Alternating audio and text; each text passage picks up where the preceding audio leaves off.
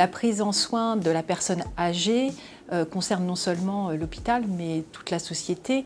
Et plus que la prise en soin, c'est s'occuper d'une personne âgée, mais aussi vivre avec une personne âgée qui doit être quelque chose du quotidien, puisque les personnes âgées sont une part importante de la population et de la société.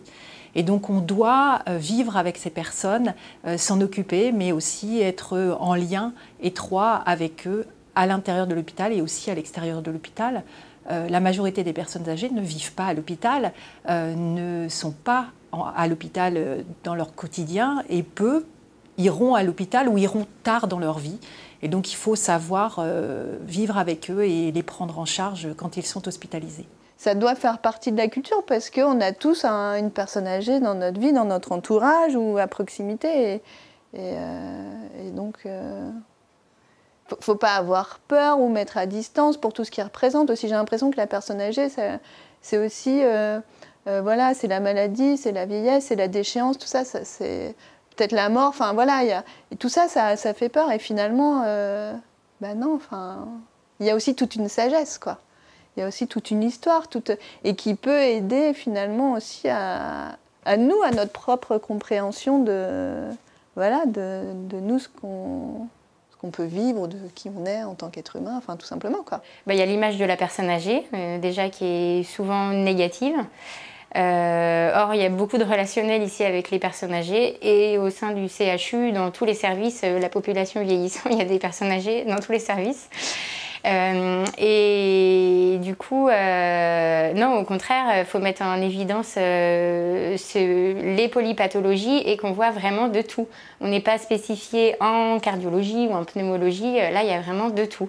Voilà. Donc même au niveau technique, contrairement à ce qu'on pense où les infirmières ne font pas grand-chose en gériatrie, finalement on fait beaucoup de choses et on voit de tout.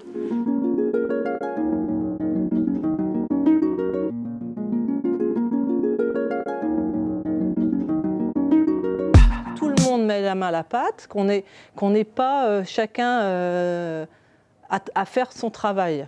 En fait, pour que ça prenne sens, c'est qu'on doit tous discuter. Et ça, en géronto, c'est ce qui permet d'exister au niveau du travail. Moi, ce qui m'intéresse, c'est de pouvoir vraiment accompagner les gens chez eux. Voilà. Donc, une reprise d'autonomie, c'est aussi s'affirmer, faire des choix. Et ça, on peut le vivre ici, au quotidien avec des gens, des patients, mais aussi, j'ai envie de dire, au quotidien avec les collègues. C'est vraiment ça. Les anciens, les personnes âgées, elles sont partout, dans tous les services, en fait. Quand bien même, tous les soignants ne font pas toujours le choix d'aller travailler en géronto. Mais pour autant, quels que soient les services dans lesquels ils vont travailler, ils vont être amenés à rencontrer des personnes âgées. Et il leur faudra avoir une belle prise en charge parce qu'ils nécessitent une prise en charge très complète de plein de choses, quoi. Il y a beaucoup de choses à prendre en compte quand on s'occupe d'une personne âgée. Et ça fait des professionnels, je trouve, très riches, les professionnels qui bossent en gériatrie. Il faut avoir beaucoup de patience, il faut avoir beaucoup d'écoute, d'être très observateur, surtout beaucoup de patience. Ouais, je dirais vraiment la patience.